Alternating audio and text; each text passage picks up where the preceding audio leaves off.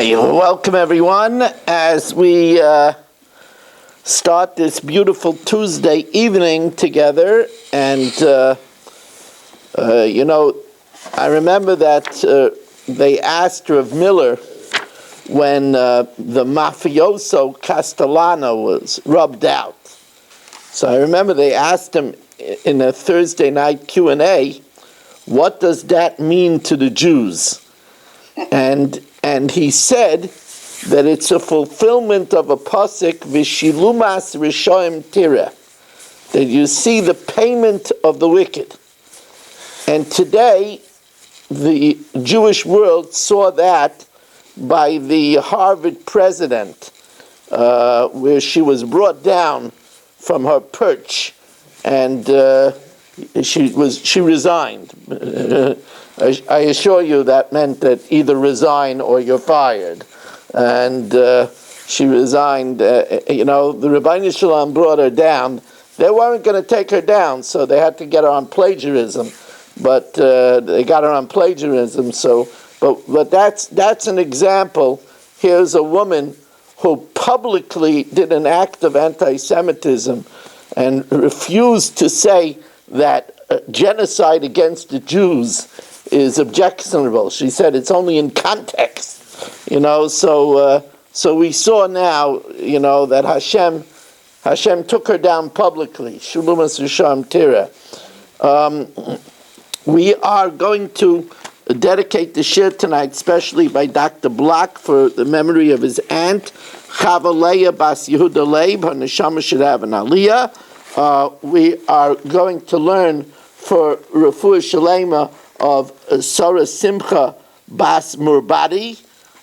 We also learn for our Chaver Adaf Yitzi that he should continue to heal Yitzchak Mordechai ben Esther Bracha. We also learn for Yaakov Avadia ben Freda Rivka. We learn for my Shver Avigdor Aye ben Rivka, for Meir ben Chaya Sarah. And the shir, as always, is dedicated by A.B. Spry for the safety of our troops and for Isser ben Yuta. And the shir is also sponsored by Irving for his Gesund, Isser ben Rezel, and by Shimon Klein for Asher Anshel, Lili Nishmas, Asher Anshel ben Yehuda, and Gittel Bas Shimon Pinchas, the neshama should have an aliyah. We welcome in this evening, joining us tonight, Shimon Deer and Stephen Holtzman, A.B. Spry, Dr. Guy, Mel Zachter, Yitzi Fuchs, Berish Gesserman, Aaron Swade, Irving Fishbound, Mo Kushner, Dr. Black, Shelley Zeitlin, Baruch Ian, Michal, Rabbi Kranz, Ruvain Palk, Shalom Fogel, Nachman Chapler. I'm not sure who this is. I only see the ceiling. Oh, that might be Aaron Swade. That's probably Aaron Swade. No, that's Harrison Kletzel. And Yitzi Padower, Naftali, Moshe Lehman, Dr. Guy, Abe Arbach. I think that's Moshe Jacknin. Right.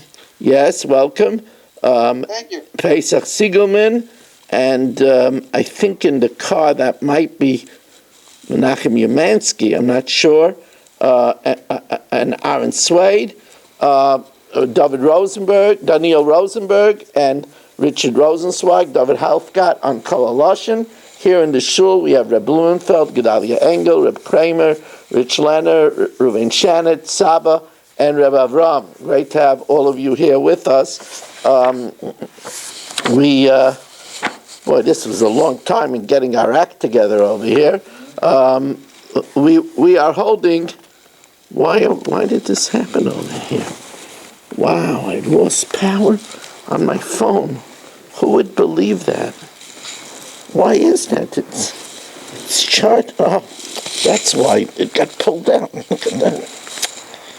I'm telling you, lost two people.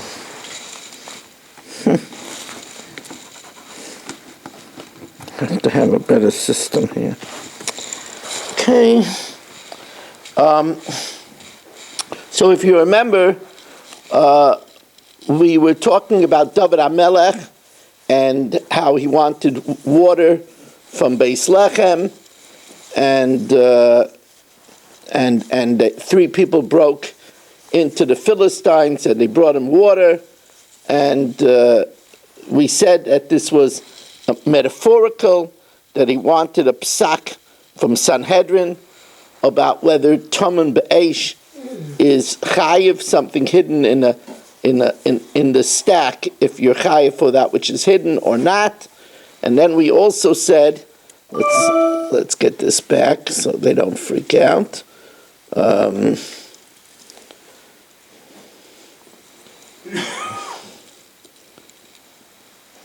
Okay, they also said, as we welcome in Mordechai Sultan for our 29th Zoomer of the evening, still awaiting Marshall Castle, waiting Mark Franco, waiting Richard Rosenzweig, the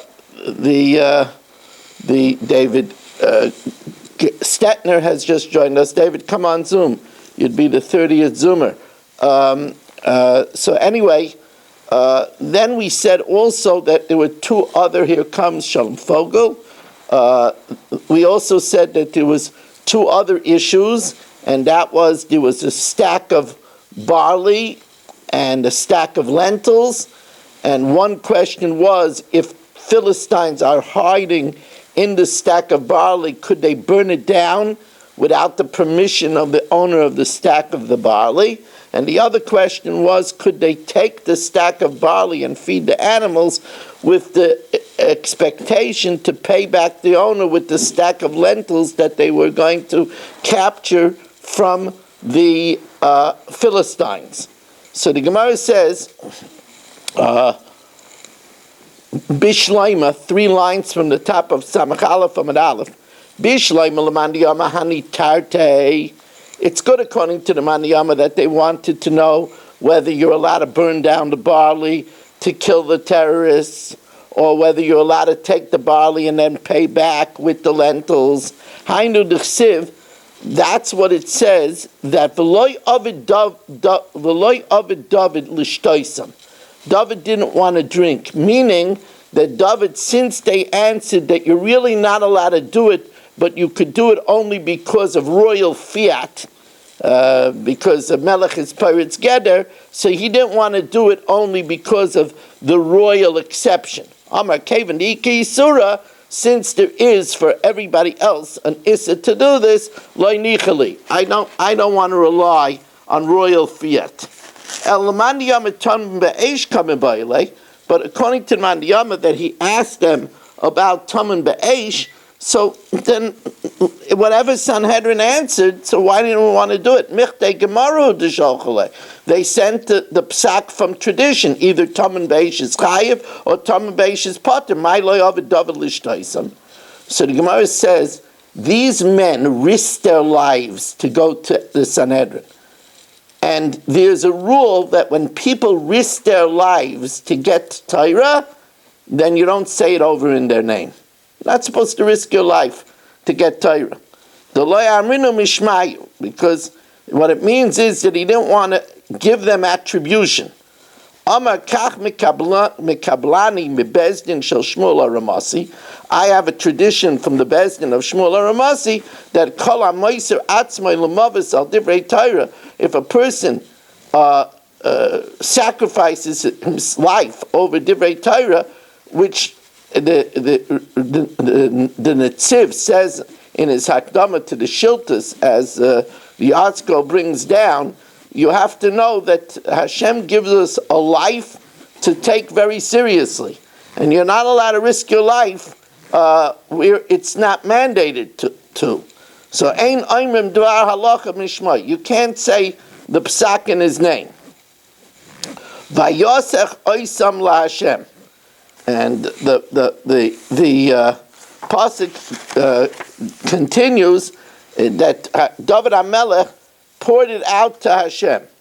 So the Gemara says, so Bishleima Lamandi Yamahani Tarte, that he didn't want to take it. So what it meant is he poured it out to Hashem means that he didn't use his royal exception to burn the barley or to take the barley from the animals, being shum da'avad l'shem shemayim. He did for the sake of heaven, and he went beyond what he had to do. What does that mean? He just didn't give attribution. What does he mean he poured it out to Hashem? The answer is when he cited the halacha about Tamin, the Amrinu Mishma de Gemara. He said it in the name of the Gemara, in the name of Misinai, which means from Hashem, and he didn't give attribution to the men that brought the halacha. Now we continue learning about Eish, Baruch Atah Adonai Eloheinu melech haolam, she'akol niya b'dvaro. And we welcome in Jay Siegel, who was for a while our 30th Zoomer, but somebody cut out again. People are cutting in and out over here. Yitzi Padua has joined us. And here we have Sandy Grunfeld joined us as well. Avra geder shu gvaya dal amas. If the fire crossed a wall that was 4 amas high, that's about 12 feet high, oy derech harabim, or it crossed a highway which is 16 amas wide, oy nar, or it crossed a river, potter. Then Baruch, who set the fire, is potter. He thinks just because he's in Deerfield Beach, he could sit there like he's not doing anything. Oh no, not at all. Right? So Baruch lit a fire, but if it crosses a wall that's high, 12 feet, or a highway that's 16 amas wide, or a river, he's potter. Says the Gemara, but wait a second, we learned in the Brisa not that way. Vatanya over geder shu gevaya arba amas, if it crosses a wall that's high 4 amas, chayim. Says the Gemara, there's really no machlokes. Amar Papa Tani didan kochashiv mil ma'ala lamata. Our Tana is going from high to low. So sheish amas pater, if it's 18 feet high, it's pater. Chamesh amas pater, if it's 15 feet high, it's pater. Ad arba amas, up to 12 feet pater. Trana bra, the Bryce is going milmata lamala. Milmata lamala kochashiv. Shtei amas, if it's 6 feet high, chayiv, baruch is chayiv. Shalosh amas, if it's 9 feet high, it's chayiv. Ad arba amas, up to 12 feet high, he's chayiv. Amar Rava, Dal amas she'amar de pater, the 4 amas that we say that if Baruch's fire crossed a wall 12 feet high, he's pater. Afilu b'stei kaitzim, even if there's something very combustible on the other side of the wall, even if there's thorns on the other side of the wall. However, Amar Papa, when we say 12 feet, the wall has to be 12 feet high from the edge of the thorns. In other words, from where the height of the thorns end, the wall has to be 12 feet above that. The wall has to be 12 foot high from the finishing of the height of the thorns. Amar Rav, now Rav modifies it further. These rules are only with a fire that's going straight up in a column. But a fire that's bending in the wind, or that's bending because it has a lot of vines trailing on the ground, and it's bending and going with the vines, then afilu ad meya amachayev. Rashi learns this means even if it crosses a highway that's 100 amas wide, still Baruch is chayev. While V'Shmuel Amar, Shmuel is much more lenient. Shmuel must like Baruch. V'Shmuel Amar, I think Shmuel visited Deerfield once. V'Shmuel Amar, Shmuel says, see, for Shmuel, Baruch made a scholar in residence. I'm still waiting for Baruch to make for me a scholar in residence. I have to push harder. I have to get down on my knees and beg. V'Shmuel Amar, and Shmuel says, Masnisen b'nechfefes.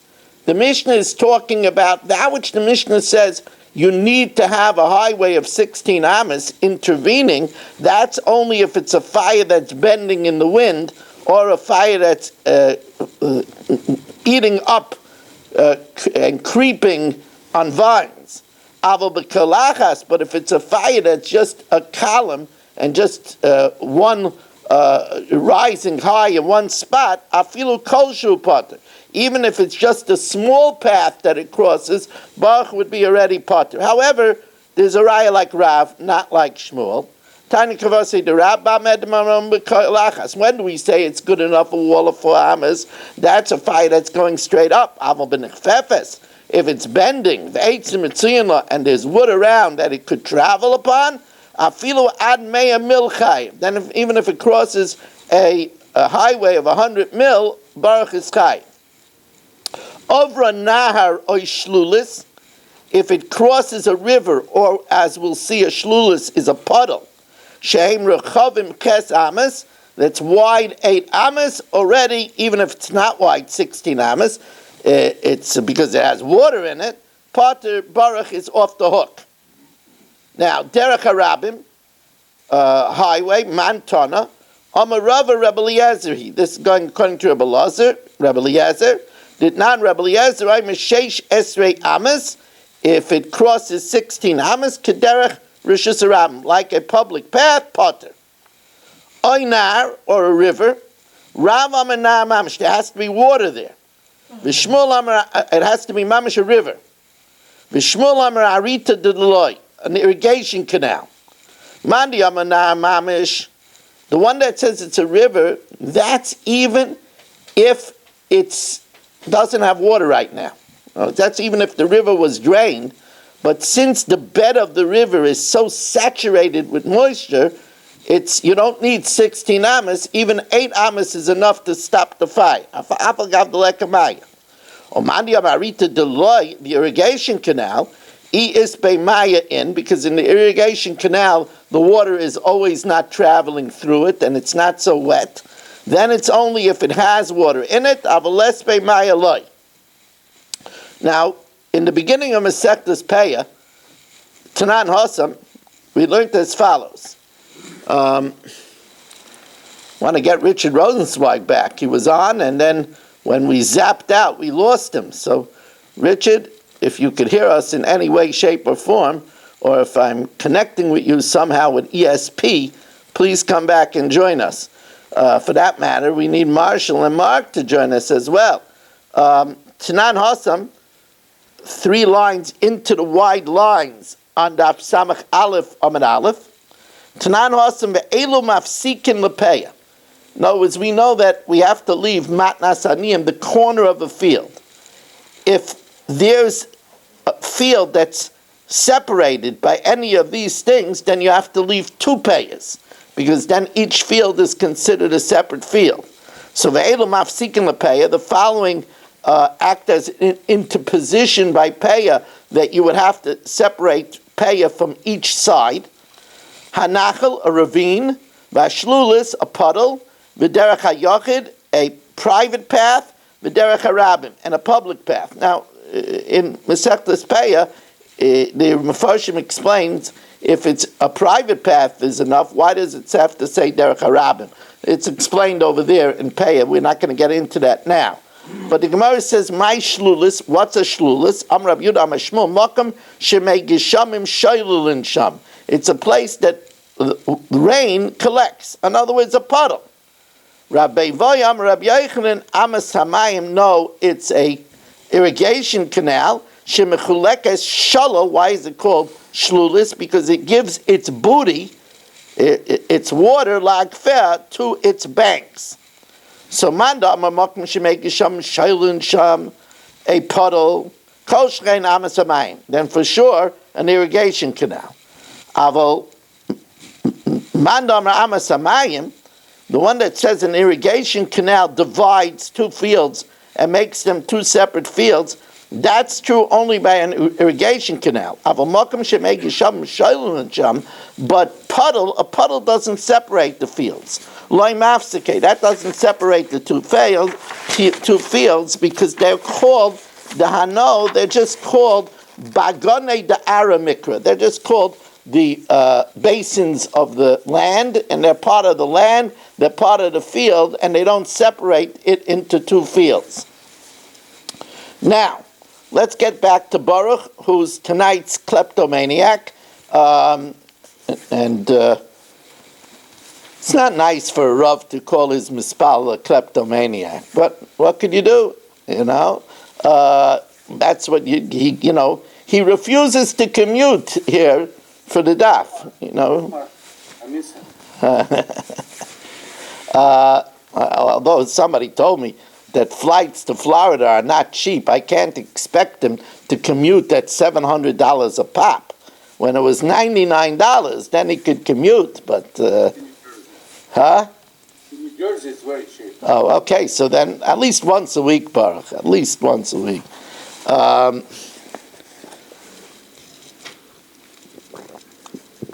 I know you don't commute because you're working very hard on my Scotland residence. I know. Okay. If you need any help, call Rich Leonard, and he'll help you if you need any help. Now. Hamadlik b'seich shaloi, if Baruch lights a fire on his own property, in Ashby, he has a little area in Ashby, he lights the fire in Ashby, ad kama taver ad leka, how far does he have to stay away from the next property that he should be able to light the fire? So Rabbi Lozman we view his fire as if it's in the middle of a base kur. That means that if there's a half a kur in each direction from his house, and what this means is we make a circle where Baruch's fire is in the middle.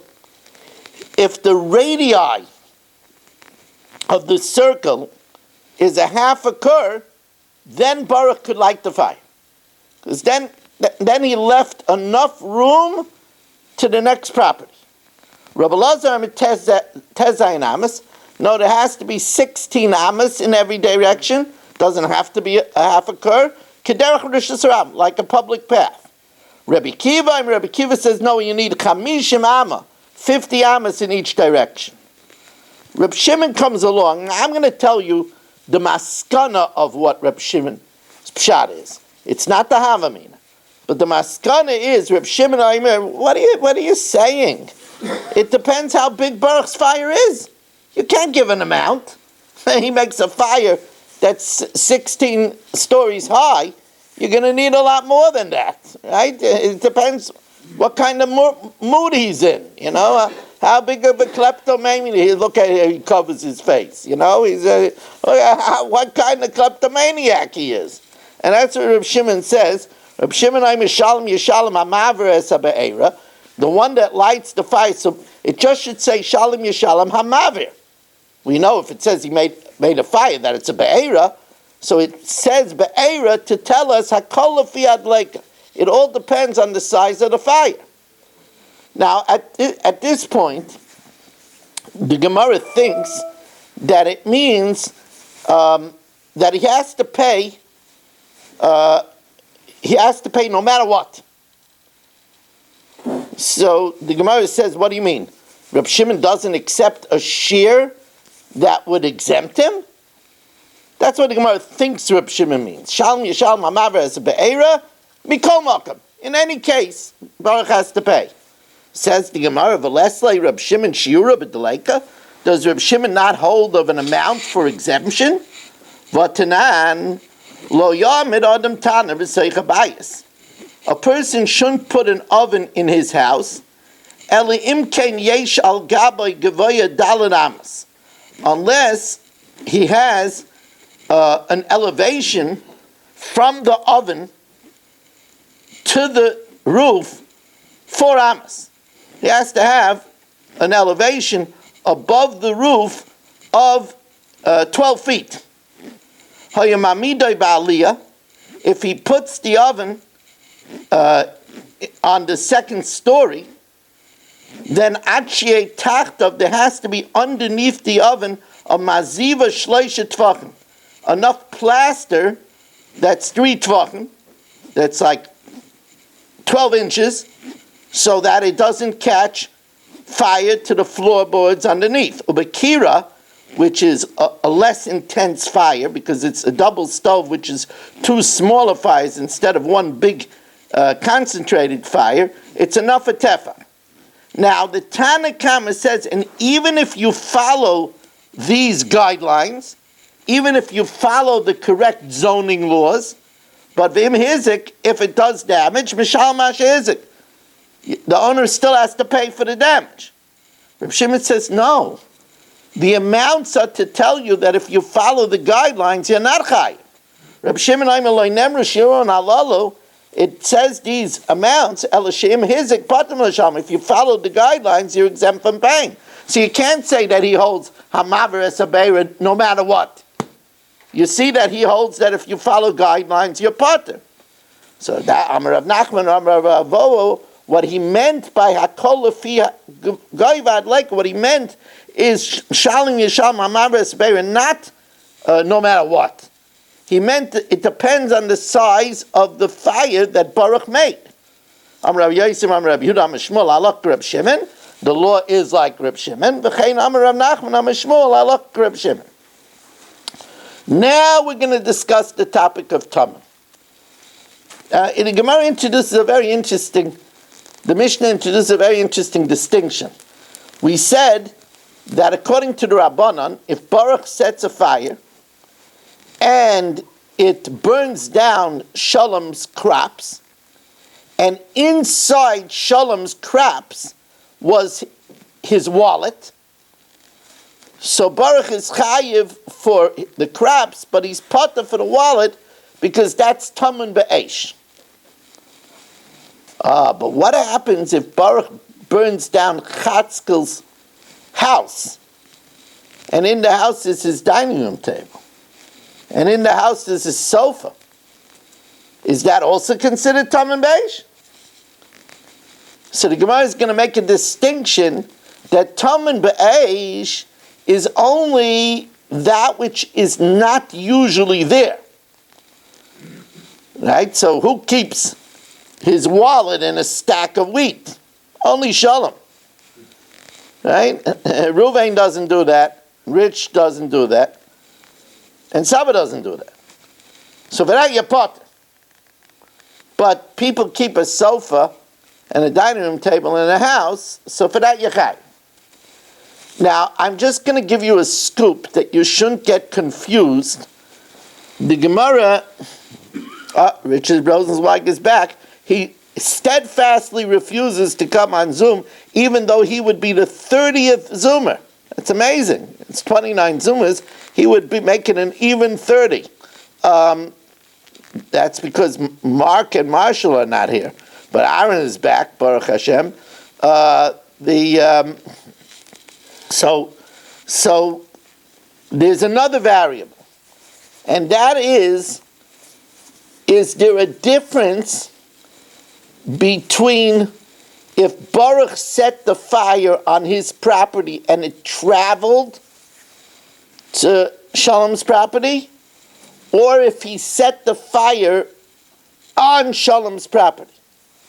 So there's going to be a reason to say that Baruch is going to be more responsible when he deliberately set the fire in Shalom's property than if he set it on his property and it traveled to Shalom's property. So, and remember, there's also machlokes between the Rabban and Rabbi Yehuda. Rabban holds your potter for Tam Be'esh, and Rabbi Yehuda holds your chayiv. So we're going to have to put all of these variables together and make a puzzle out of it. Now,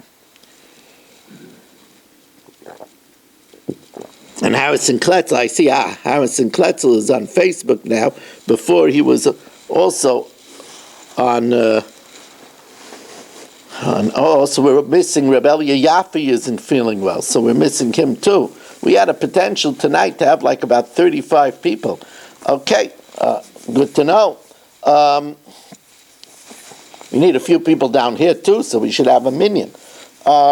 I'm asking for a lot, huh? I'm asking for a lot. If you ask for a lot, you Yeah, get a chance. yeah, I'm a greedy guy. This greedy man over here. Now, look, there was a time that I had 300 people in the good of 14th Avenue, so, I think big. Of course, I'm pretty sure that we have more than 300 people watching us from all of our vantage points over here. Rabbi, compared to what you give us, what you're asking is nothing. Yeah, well, okay. Well, I'm going to keep on asking. And thank you, Irving. And we should actually learn for Barry, as Pinchas Menachem ben Leah, he should have a refuah shalema with his eyes and with everything. Now, Hamadak is a Gadish. So let's get back to Baruch, our resident kleptomaniac. He lights a stack, Vayaba Kalim, and in it is Shalom's wallet, Vidolko, and he burns it down. Rabbi Yehuda says he has to pay also for the wallet. He only pays for the stack of wheat or the barley. He doesn't pay for the wallet that's inside. If there was a goat tied, the Eved Samachlai, a slave nearby, V'nisraf imai, and what happened was, in this conflagration,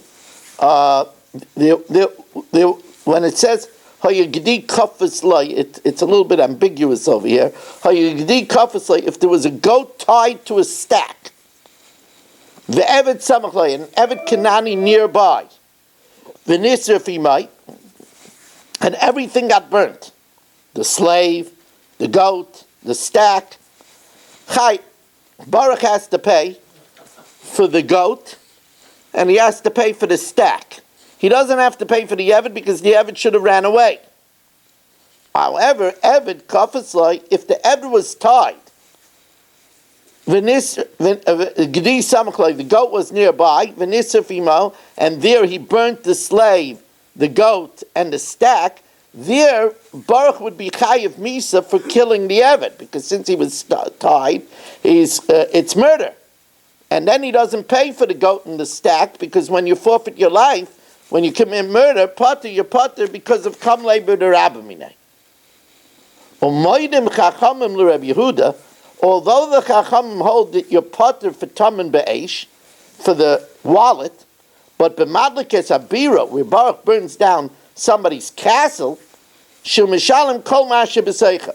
There he pays for everything that's inside the castle, the dining room table, the sofa, the pictures. Shekein derech b'nei adam la'aniach b'batim, because that's normal for them to keep all this stuff in the house. Now, Amar Rav Kahana. Now the Gemara introduces that other variable that I told you. Where did Baruch light the fire? Did he light it on his own property, or did he light it on Shalom's property? So says the Gemara, Amar Rav Kahana, Machloikis b'madlik b'seich shaloi holchavachlo b'seich shalchavera. The Machloikis is where he lit it in Ashby, and it went and it damaged in Shalom's property. The Rabbi Yehuda mechayiv aniskei tam beish. Rabbi Yehuda holds his chayiv for the wallet for Rabbanim potrei. But if he took the fire and lit it on Shalom's property, even the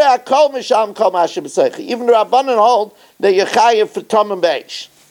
So the Gemara Rava says, I don't accept that, because if that's the case, then it shouldn't have made a distinction between a wallet and the stuff that's usually in the house. Amalei Rava ihachi adiktani seifa moedim chachamim Rabbi Yehuda, that the chachamim agree with Rabbi Yehuda b'madlikes habira. When you ignite a house, shemeshalem kol ma'aseh b'seicha, you pay everything in the house. Shekein derech b'nei adam la'aniach b'batim, because normally people keep sofas and dining tables in the house. First, it should say that liflik v'lisnei b'didei. They should argue about the wallet and the stack and say it's only where he lit on his own property. But if he lights it on Shalom's property, rather, Rava says that the Rabbanan and Rabbi Yehuda are arguing in both things. Ela Amar Rava B'tarte Pligi. Pligi b'madlik b'seich shaloi v'holcha v'achla b'seich shel chavei. They argue even where Baruch lights it in Ashby on his own property, and it goes and it ignites Shalom stack. Rabbi Yehuda mechayev atomim beish. Rabbi Yehuda holds that you're chayev for the wallet. Rabbanan Savri, even over there, loy mechayev. You're not mechayev for the wallet. Or pligi nami b'madlik b'shel chaveiroi. They even argue where he lights in Baruch's property.